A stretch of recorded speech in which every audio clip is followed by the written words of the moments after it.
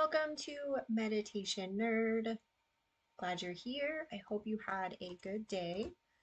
Sorry, I'm feeling a little stressed. I am having some technical issues, internet and connection. So now we're solid. Okay, so we should be good. I'm gonna take a deep breath and trust that it'll be okay either way. All right, so thank you for joining me. I do have my mic working, at least for now. I did a test run. So if there's an issue, please let me know in the comments. Hopefully, there's no technical issues while we're doing this. All right.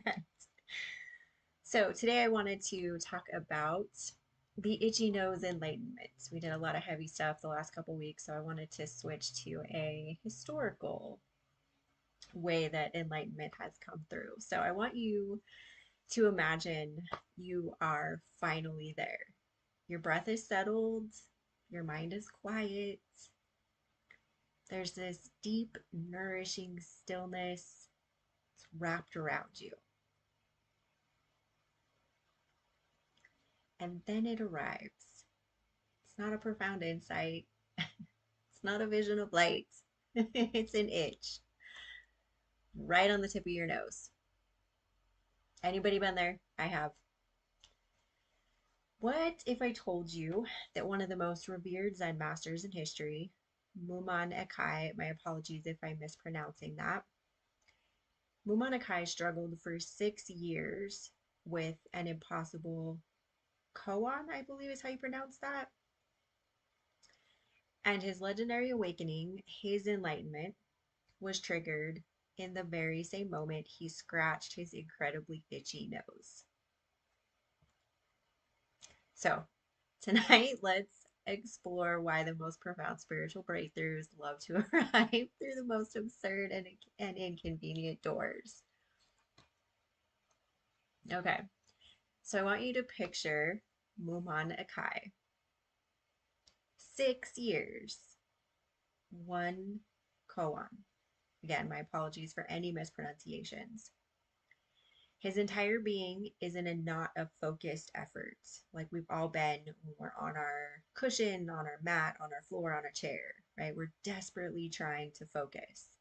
He's striving for a transcendental breakthrough.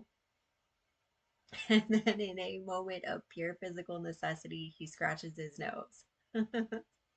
At that exact instant, he hears the boom of the temple drum, and the knot unravels. It wasn't through striving or more striving. It was just through the simple, undeniable reality of an itchy nose, and a sudden sound. The perfect poetic intersection of the mundane and the profound. His struggle wasn't solved by a grand idea, but by a fully embodied experience. I just love this. I think this is just so wonderful. I found a couple of instances myself that I'll share at the end that this holds true for me. Mine was not transcendental, it was much more, um, I don't know, maybe it was just as sublime, but it doesn't feel like it was transcendental. I'll share that later. So I share Mumon's story not just as a cute anecdote or a story that all of us can relate to. This is a masterclass in how awakening works. Like in reality, this is really how awakening works. We think we have to transcend the body to find peace, but the truth is, enlightenment is often an act of a full-bodied arrival, which is why I keep trying to remind you all that meditation for me is what brings you fully present right here, right now. That is that is in and of itself, if I can get my teeth around that, is meditation. That's the act of meditating. That's the whole point of meditation, to bring yourself to full presence, full body, right? Everything's here, right now. So this just kind of reinforces my stance on my personal definition of meditation. So the ancient koan, again, my apologies for any mispronunciations. Please give me the correct pronunciation. If you're going to shout out that I'm mispronouncing it, cool. Please feel free to call me out. Please give me the correct pronunciation as well. So the ancient koan The itch was the ultimate koan. It was an immediate, undeniable physical question that pulled him out of his head and into the raw reality of the present moment, like a very strong itch will do, right? So, how does this relate here? Why am I telling you this? Okay, well, the the modern lens on this is what somatic therapy and embodiment practices teach us today. That's exactly what they're working with us to do. Trauma, insight, and profound shifts aren't just stored in our thoughts. They're held in our very tissues. We store them, right? There are many books that speak to this exact practice. A spontaneous twitch, a surge of heat, a simple breath, or an itchy nose, a cramp, can be the key that unlocks a cage in the mind that the mind itself could not open, because that it is that, right? It is the cycle that's keeping you there. So we need to create new neural pathways in order to move beyond it or heal it. The itchy nose, the cramp in your leg, the sound of a siren, they're not necessarily distractions from the path. They are the path. That's where you bring your full undivided attention, right? I mean, it kind of blots everything else out, especially if it's a really powerful itch. It brings you full force into your entire being, right? Brings you fully present right here, right now. Cramps? Oh, yeah, they'll bring you right here. You can't drift off, right? These are life's way of asking, can you be here fully with this? Okay, so yeah, I'm having, well, no, that looks fine, but okay, so YouTube is now telling me that there might be an issue. I'm still showing live. Okay, I'm gonna keep going. Sorry guys, I'm a little stressed. My internet's been really, really wonky the last couple of days. So I'm gonna keep going. Everything else is showing green. I'm still showing live. So if it starts to look kind of pixelated, that's probably why my internet couldn't keep up. Okay, so let's do a little bit of a meditation. Let's follow in Mumon's footsteps in a way, right? In our own way. Let's bring this meditation into the present moment. Let's create a laboratory right here, right now, where we can see how true this is. Okay, so in this meditation, we're going to welcome the itches, the twinges, the sounds, the cramps. We're going to welcome these not as interruptions, but as potential teachers.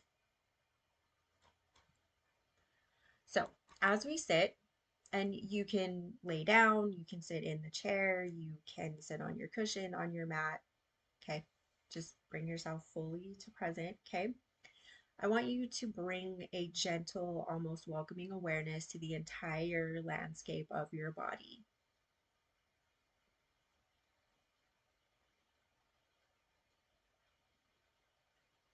Okay, I've got an itch on the top of my head already, so we're good there. Now, if you don't have a major itch that arises, that's fine. Don't stress about it. I just want you to notice the countless tiny sensations. Okay, the weight of your clothes, the air on your skin, pulse in your fingertips. Okay, I want you to notice the tiny countless sensations if you don't have an itch.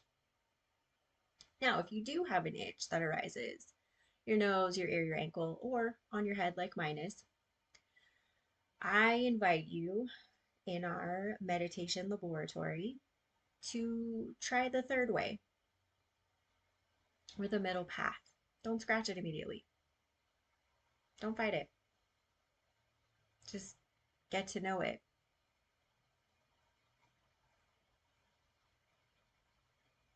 Bring your awareness right to the center of it, right to the center of the sensation.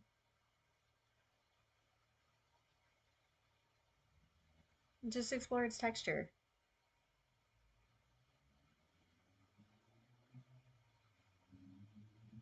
Mine's already starting to fade. It was a little sharp at first, kind of dulled down, and now it's just kind of a light hum. Is yours sharp? Is it dull? Maybe yours has a rhythm.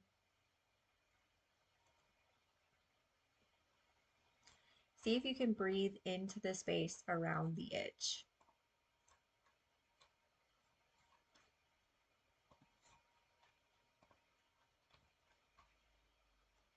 And notice the impulse to scratch, just as another sensation arising and passing.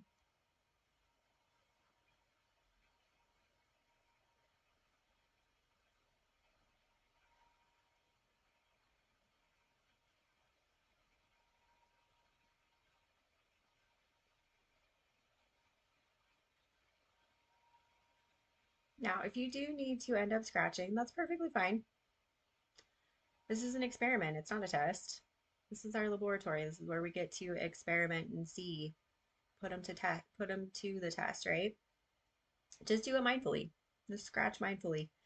Notice the intention to move, the feeling of your finger on your skin, the relief from scratching, and how the sensation changes throughout the entire thing. Then gently return to your breath.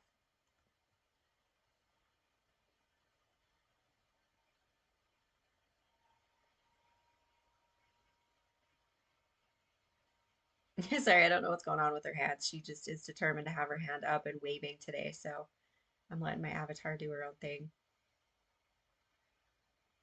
See, that's another aspect of it too. It's not a physical itch, but it is bothering me. So I'm doing my best to just sit with it and just let her let her do her own thing. It's perfectly fine. The internet thing is feeling very stressful as well. So it's different forms of itching. But the point here is that we're learning that we can have a relationship with discomfort that isn't ruled by panic or aggression. Now, I've just given you 3 different ways that I've got panic and frustration that's coming up. So, and I'm being curious with it right now. That doesn't mean that it's good, bad, or anything else. It's a matter of sitting with it.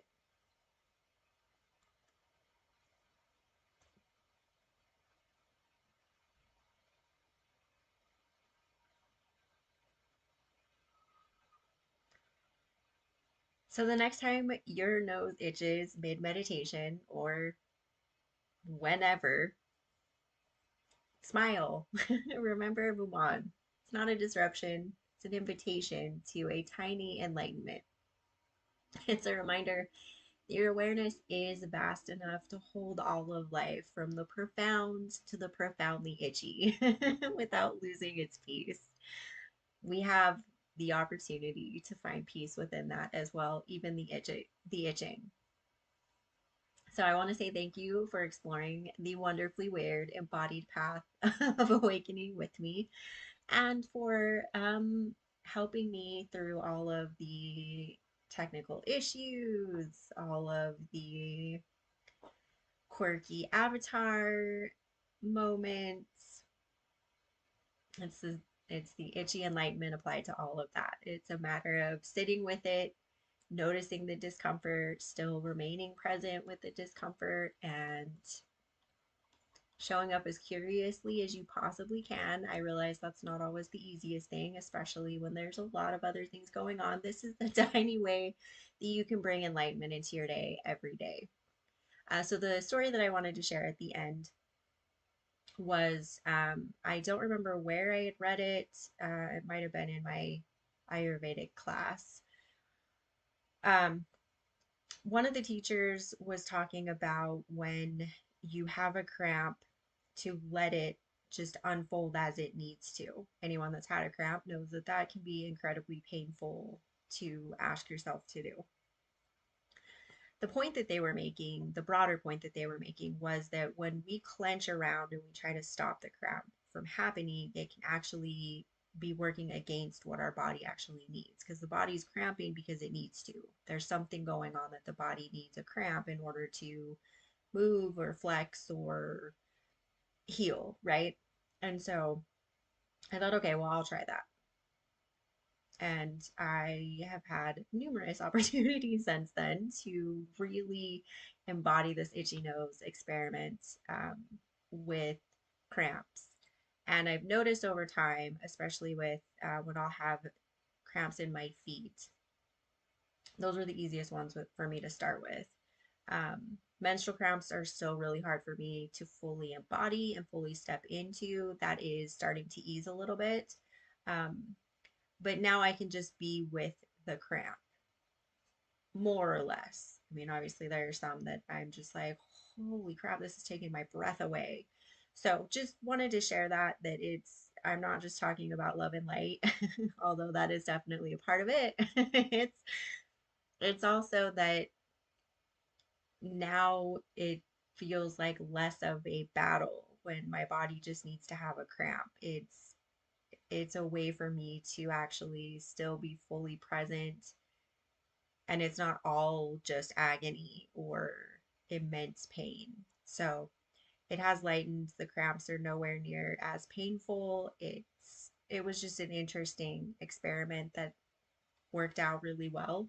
So I thought I'd share this. This was far more humorous than cramps and learning to sit with them because that can be quite, like I say, uncomfortable. So I just wanted to share that on the tail end of this just to acknowledge that, yeah, some aspects are a lot harder than other aspects. We do need the humorous part of it as well to continue. So I hope you found this helpful. And again, thank you for joining me on this weirdly wonderful journey. And see you next time.